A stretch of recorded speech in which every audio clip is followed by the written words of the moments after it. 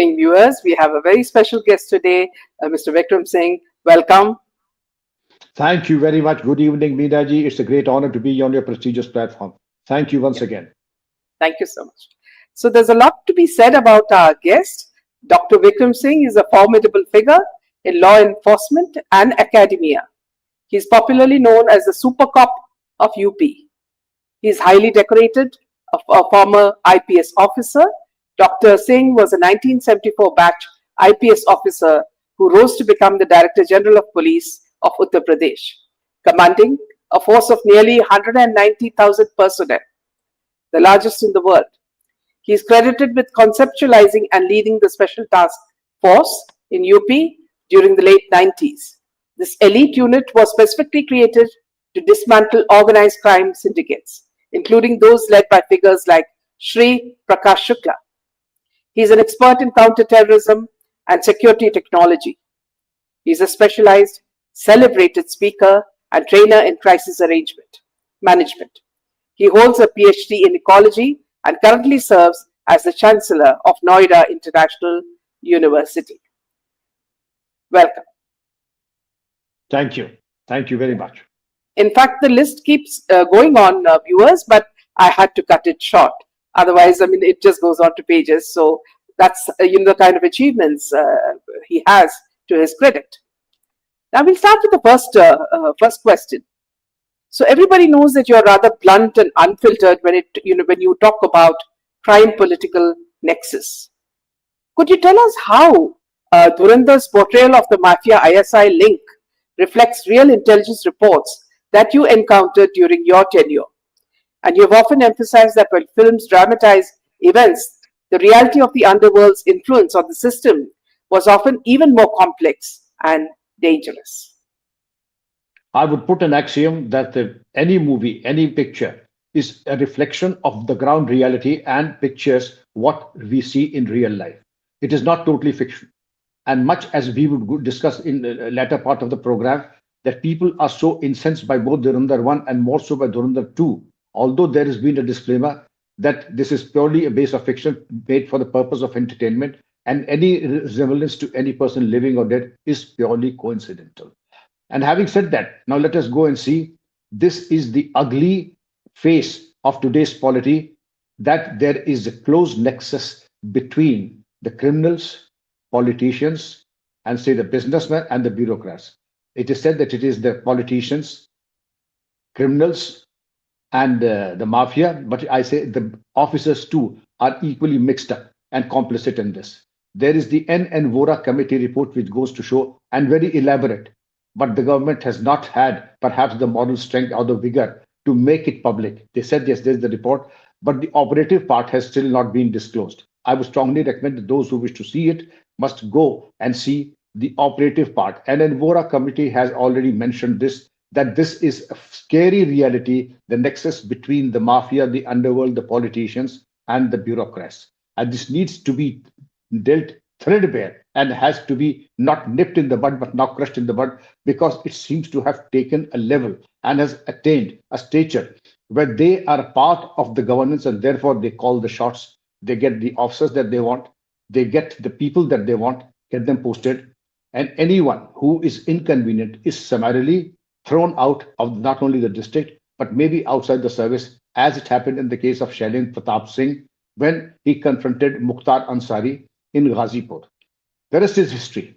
We go to show that there is a close nexus between the mafia, the underworld, the politicians, the power that be. And when you have the chief minister shaking hands with the dog of Atiq, and then what do you think are the options for the district magistrate and the superintendent of police and the local officers but to be supine before him? And when I say supine, I say that they just overlooked the depredations of Atiq Ahmed and allowed a free run to him, and they could have done much. It is so disappointing to see that they just looked over where they should have intervened with a sense of purpose, but they did not intervene.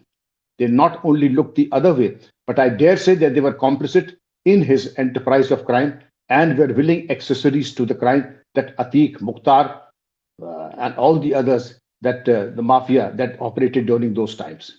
Today, UP is very different because the chief executive is in no way complicit and is scrupulously a person of utmost integrity and honor.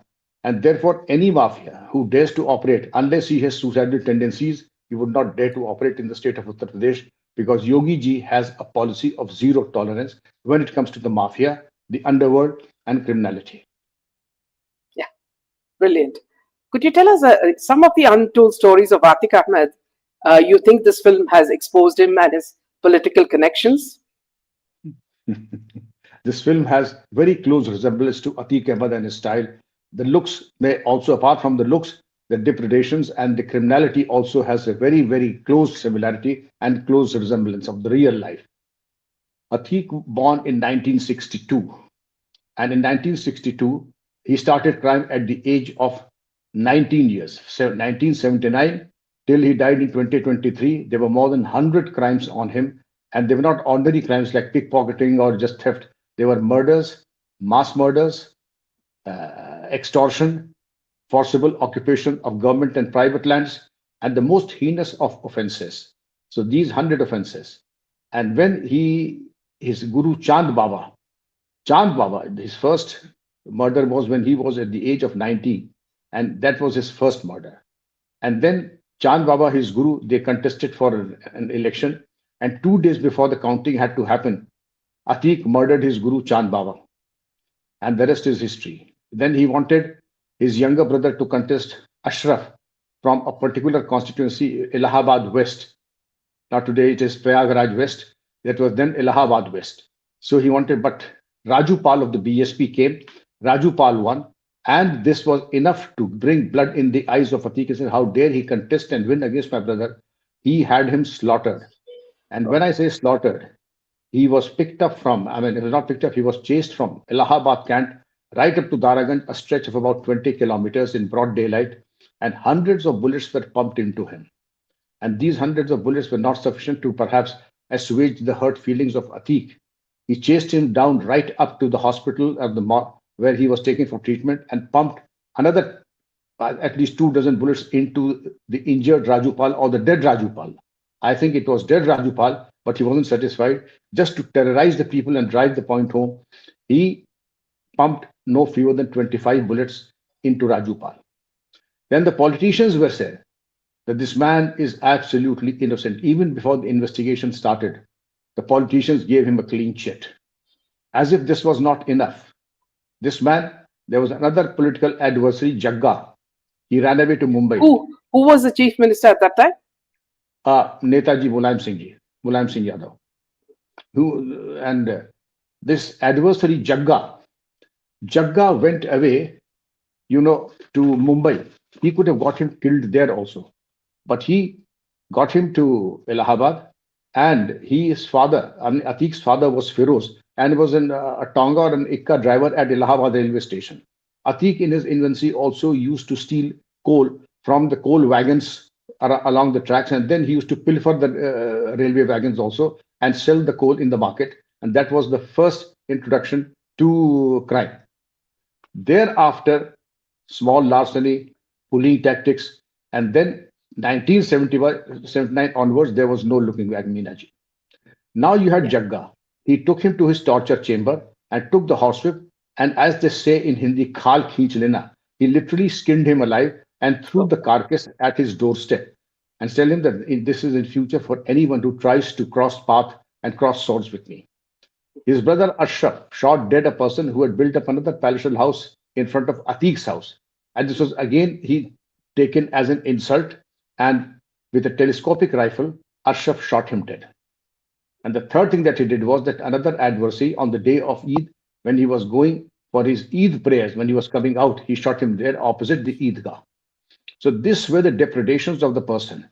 Another very aristocratic family of Allahabad, the Gandhis, they owned prime property in Allahabad civil lines, Hotel Finaro by Mrs. Gandhi, and then the Palace Theatre of the British taste. There used to be sofa sets, liveried waiters, and prime property. And the old Parsi gentleman, Babaji, of course, was absolutely petrified. And lo and behold, you know who intervened to save them? Sonia Gandhiji had to call Atiq up, saying, please don't look that way. They are a close family. They are my family. and please spare them.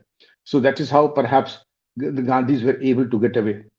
Now, when he graduated from Allahabad, people said, Ki, bhai, the real money is in Lucknow, the state capital. Go there. Allahabad is too small for you now. So he went to Lucknow and picked up the top cloth and chicken merchants. Chicken meaning not the chicken that we eat, but the chicken of the cloth embroidery work that they do. And the silk saris and the silk sellers. And the top people, he went, lambasted them and said their property is worth 10 crores. I would like to have it for 5 lakhs. And if you don't, well, you'll not be live long enough to enjoy the fruits of your property.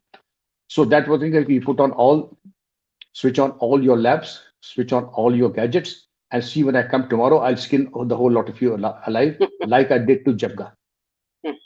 So again, he made a lot of money in Lucknow with absolute impunity. Then people said, why are you here? You go to Noida, the NCR area, the real property is there. So Atiq Bhai goes to Sector 15A, the most posh area of Noida. And you know what he did? He goes to the residence of the CEO of Noida, an officer of the rank of Chief Secretary, the topmost level that an IAS officer can aspire to have. And when he went there, to his good luck, that officer wasn't at home. A very elderly mother was there. And he broke the furniture through the flower pots here and there, broke the furniture, was very abusive and pushed the old lady around. And to everybody's shock and horror, nobody had the courage to lodge an FIR against him. And this is the fate of the person who was as senior as the Chief Secretary of the state. And as if this was not enough, the government was a coalition between BSP of Mayawati ji and Mulayam Singh Yadav. At one point of time, Mayawati ji withdrew the support and the government was about to fall. So Atiq Ahmed, with his goons, went to the state guest house, and the state guest house where Mayawati ji was there with her group of MLAs because she wanted to withdraw the support, but she also wanted to safeguard her MLAs so that they are not poached upon by the other party. And Atiq with his henchmen went with the gas cylinders and all, and almost was on the verge of setting the guest house on fire. But that wasn't to be, because Brahmadat Dwivedi, another BJP leader, just went to Mr. Motilal Vora, who was the governor, and complained about the matter. Now, Mr. Motilal Vora, in fact, pulled up the local authorities, asked the officers to proceed there, and to everybody's shock and horror, when the district magistrate went to the state guest house, the police officer on duty said, sir, this is a political matter, please go away. Meaning thereby it was a fixed match, duly instructed by the powers that be, so that Mayawati ji is done to death, and the powers that be could continue till time come, till kingdom come, and they would be in power. So Mr. Motilal Vora summoned Mr. Mulayam Singh Yadav and said, Mr. Mulayam Singh Yadav, there is total collapse of the government and the constitutional machinery. Please resign. So Netaji said, I won't resign, you can dismiss me. I knew this will be your answer. I have the dismissal letter ready. Please take this. Your government stands dismissed now. He asked Mayawati to come and take oath as the chief minister. She was brought from the state guest house in a terribly shaken condition, brought to the Raj Bhavan, sworn in as the chief minister, and she made one request. Your Excellency, I have just a small request to make. Would you be so kind as to allow me to stay in the government house, the Raj Bhavan, just for the night, because I'm absolutely unsafe in the state capital, because the goons will come after me. So Mr. Motilal Vora ensured that the presidential suite was open for her. She was looked after very well. She changed all the officers there itself after taking charge. And then she proceeded early in the morning at about 4 a.m. along with a trusted group of police and administrative officers. So this was the level of terror that the UP had seen at that point of time. Even Mayawati ji was not safe. People were murdered and done to death. And a police officer who had gone to serve a summon was also done to death and thrown at the crossing. And the control room phoned, take the body of the constable, and anybody who comes to serve any summon or warrant on me will meet the same fate. Again, the police are there to arrest people. Atiq went and locked up the entire police outpost and arrested those 23 constables. It was only when the chief minister called him, Atiq Bhai, I please beseech you to release them. It's bringing a very bad name to the government. It was only then that the police constables and officers were set free by Atiq. So these were the depredations of Atiq Ahmed. And it is the story does not end here. The amount of wealth that he had. Yogi's government confiscated property worth 1,400 crores of Atiq and built EWS flats, simple basic flats, and distributed them in a very transparent manner at a very, very reasonable price to the economically weaker sections of society. Now, Meenaji, this is all that was have been happening, and but the reign of terror and the matter also that is being hotly debated is that did Atiq have any connection with Pak ISI? The question is that Atiq himself had confessed in police station Shahganj during the course of an investigation that he has contact with the ISI. And not only the ISI, he has contact also with the Lashkar-e-Taiba. And for what? To get weapons like pistol .455 bore, AK-47, RDX, and foreign currency and Indian currency. And they were drone dropped in Punjab and brought by the sleeper cells and other accomplices like Rocky and Dimpy from Punjab, who were also the henchmen of Mukhtar Ansari.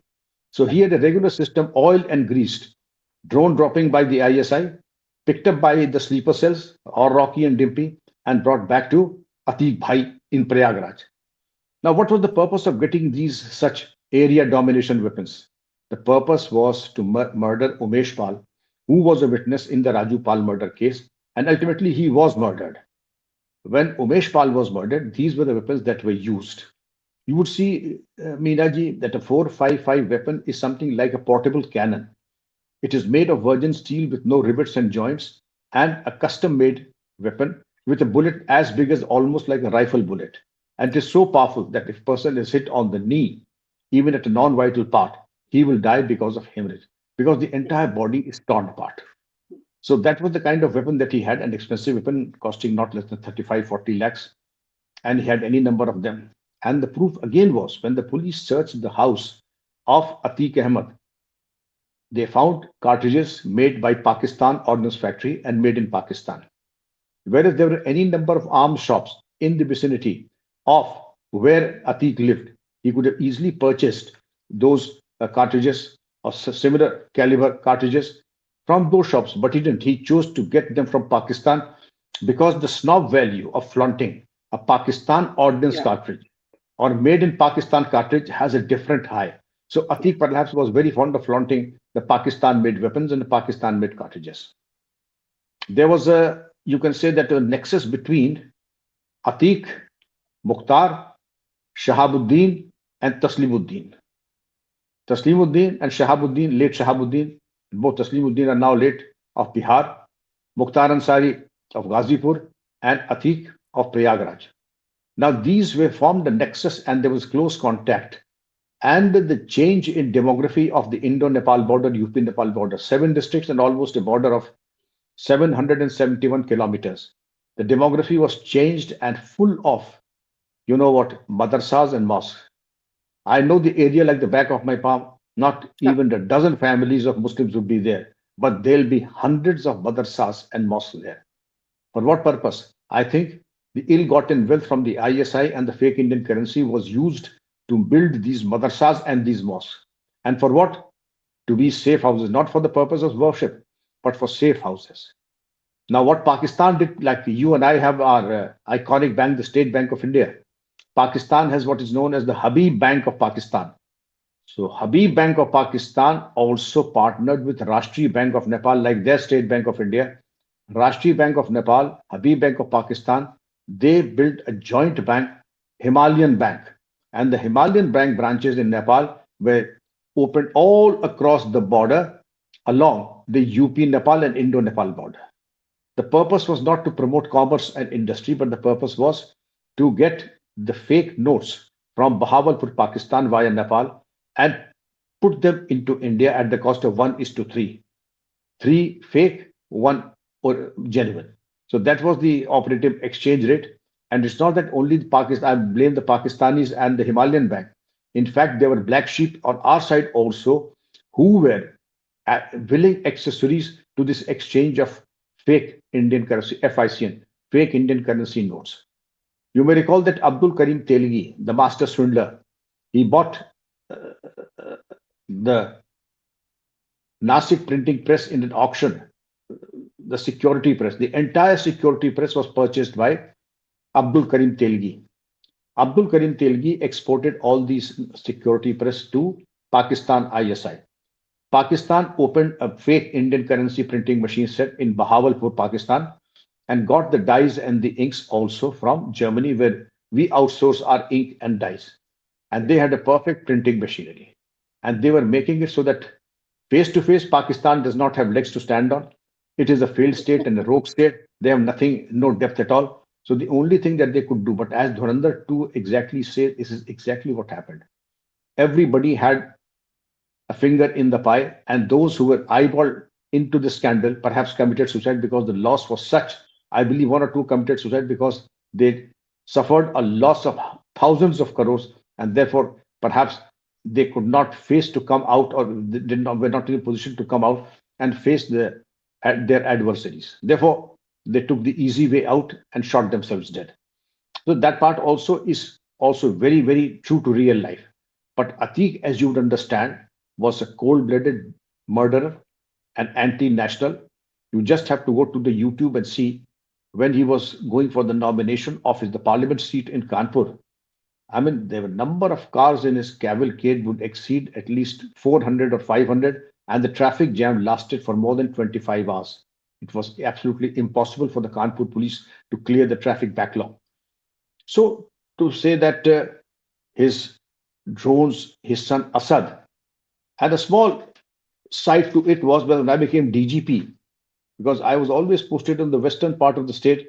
I never had a chance to have a direct interaction with him. So that was the first time when I joined as DGP. His younger brother Ashraf probably wanted to usurp the land of a girls' orphanage. And what he did was he went and committed gang rape on a few girls, the orphan Oh, poor children, and broke the boundary wall of the orphanage and included that part of the property into his own. Well, when it came to light to me, well, I said, let it be a test case and give him the value for his money and the misadventure that he should know that he has dialed the wrong number this time.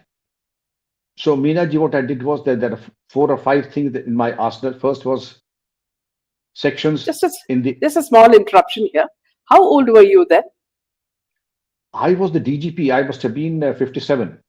Ah, That was my ultimate posting. I had become the mm, DGP. The year must have been 2007. I was 57 to be precise. yeah, And I said, the first, get him booked under the Indian Penal Code, the National Security Act, the UP Gangsters Act, 7 Criminal Law Amendment Act, and in fact, all the laws that would be booked him for at least 20 years each, both Ashraf and Atiq. So when this was done, his property attached, and the policeman had started. His wife, Shaista Parveen, said she wanted to meet me. An appointment was sought. And I said, you're most welcome. Come day after tomorrow at 10 o'clock in my office. She came with her son Asad, who was a very innocent looking lad of about 4 or 5. Both mother and son came. So I made the son sit at a distance because what the mother would be discussing will not perhaps do any good to yeah, the son. Therefore, he'd better sit at a distance. So the mother said in a very, in a very, putting all poignancy in the tone, yes, sir, I don't want to become a widow. I'm like, who would like anyone to become a widow? Much less I. But it is not in my hands that you will be a widow or you continue to have marital bliss, because let me tell you, the responsibility of that lies with your husband. And I'm giving you a very mature advice. Tell your husband to keep within the ambit of law. The moment he crosses the line, at the moment he transgresses the rule of law, let me tell you, there'll be consequences and he will not know what hit him. Then please don't blame me of what happens thereafter, because I know it is before he could even say Jack Robinson, he will get his money's worth in no time. And you know what I'm hinting at. Okay, I'll try and please don't try.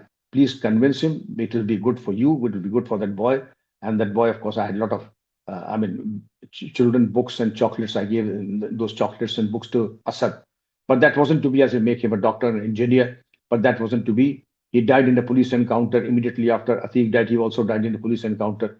The mm, rest is history. Shaista Parveen is still underground. So that was the thing that Shaista came and met me, and the rest it is in public domain. So, Meenaji, that is the end of Atiq and Ashraf. The way they died is known to the world. But Dhurandhar 2 is a resounding success, and I'm happy for that. I would compliment the film producers. And to those, the naysayers and those who criticize Dhurandhar 2 or the makers, I would say that I really don't understand your compulsion of trying to bring him larger than life. I would have been very satisfied because India consists of two patriotic communities, the Hindus and the Muslims. Atiq, for by no stretch of imagination, can be the role model or an icon of the Muslims. The icon of the Muslims would be, whom I salute, Paramveer Chakra holder Havaldar Abdul Hamid Sahab, freedom fighter Ashfaqullah Khan, Bharat Ratna APJ Abdul Kalam, Bharat Ratna Bismillah Khan, Brigadier Usman, who died and who in Kashmir said, till the time I get the part of Kashmir gobbled up by Pakistan, I will sleep on the floor. I will not take serious. They are our heroes.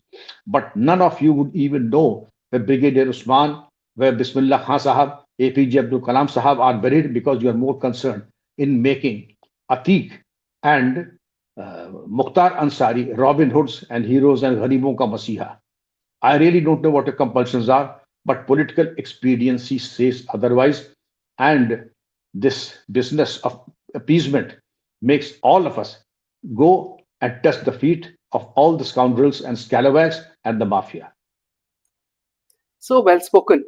Now, see, I don't know, the way you speak, I've slightly forgotten what to ask you next because something else is coming to mind. See, the way you speak like a patriot, you speak like a top cop. Now, see, what happened? We've been following the case of Sushant Singh Rajput for the last 6 years. And what we have seen in Mumbai and Maharashtra is totally the opposite of what is happening now in UP. So I don't know. Perhaps the cleansing has started under Fadnavis. I'm not too sure, but I think it has started.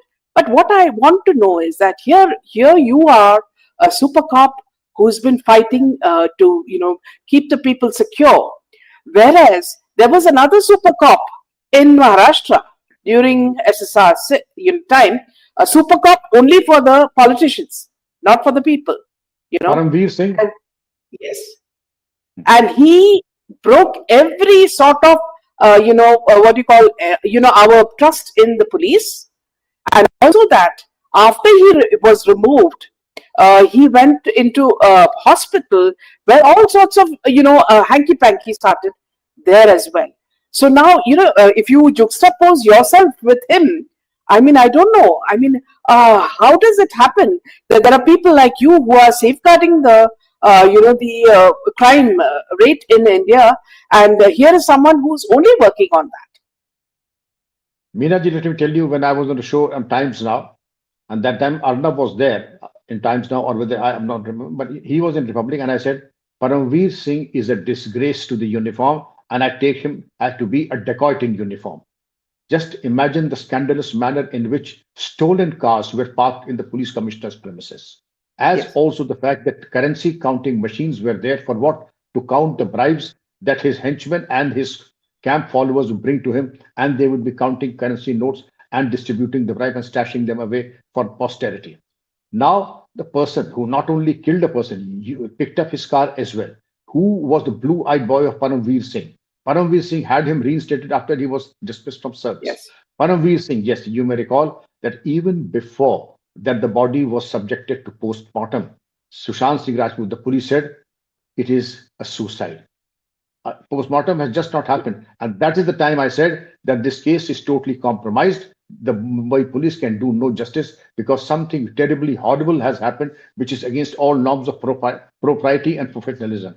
You can say whether it is a murder or suicide if after the post-mortem report has come and whether the dribbling of the saliva and the doctor says that the neck has broken in a particular manner. Before that, even before you know what has happened, you say it is a case of suicide. And no photographs taken, no autopsy done, no panchayatnama, and the body taken, and the rest is history. Have you ever heard that a PA, two personal assistants committing suicide in a span of about 21 days, and no action is taken? The case is not investigated. You remember the case of Disha Salian, the Yes. lady personal assistant, and very important people managed to visit her the day she committed, she jumped down from the roof.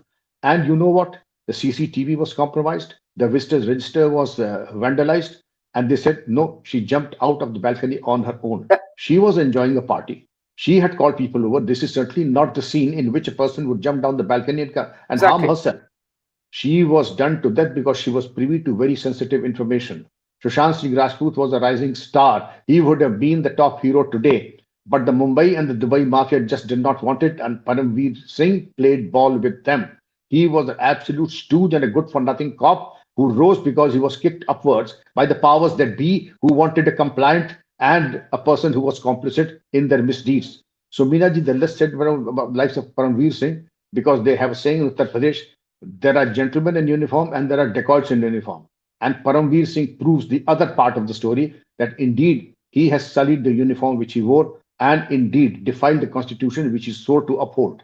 So I would say that all these Sushant Singh Rajput case, the Disha Salyan case, and the third suicide that I don't remember the name, all need to be reopened and reinvestigated. Gia, Yes, yes, yes, yes. I'm yes. happy you remember the names and the details.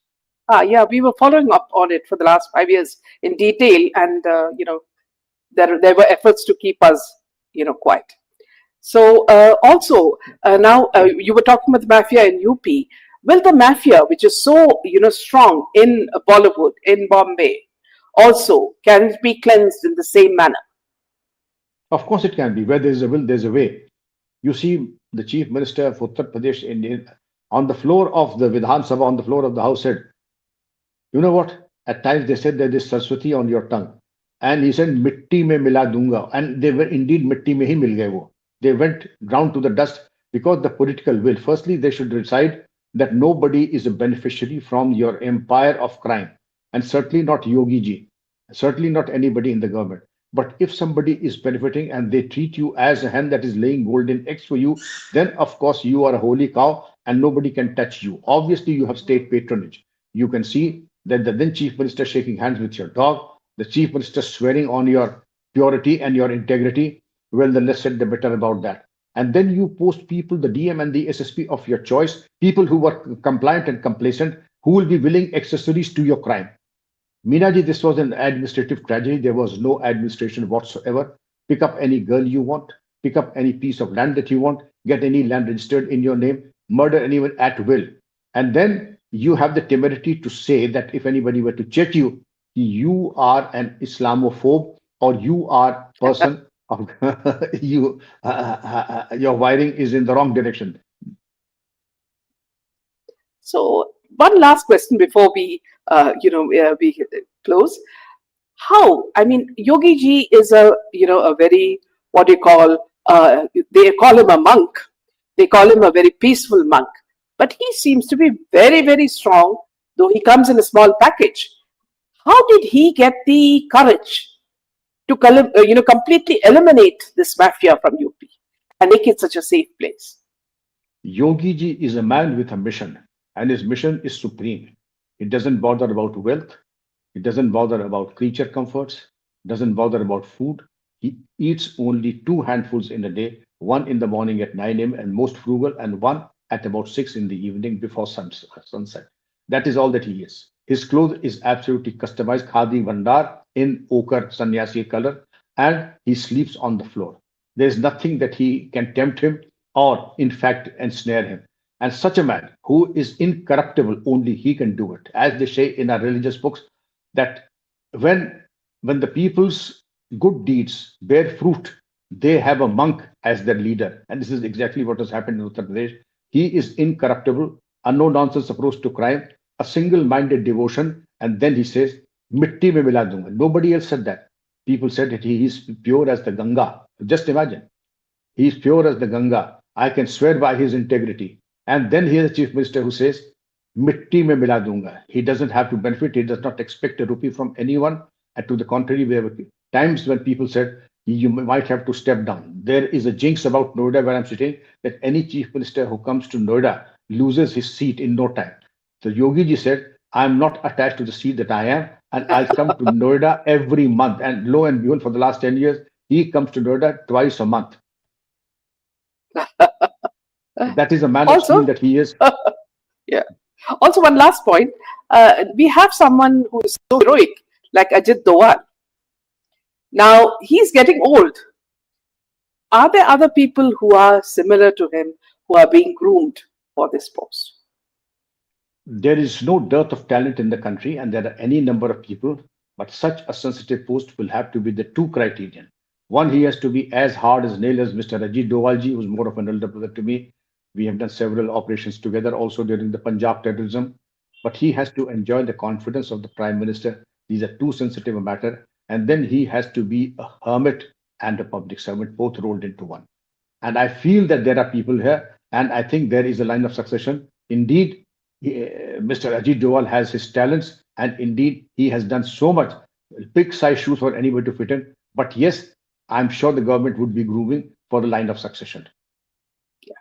Thank you so much, Mr. Singh. Brilliant talking to you. I mean, nothing is enough. We can just go on and on. But I know your time, and also the fact that our listeners would have been really, really interested in what you spoke. So thank you so much for that. God bless you, Binaji, and your wonderful platform. My good wishes to your viewers. Thank you so much. Jai Hind. Jai Hind, Jai Shri Ram.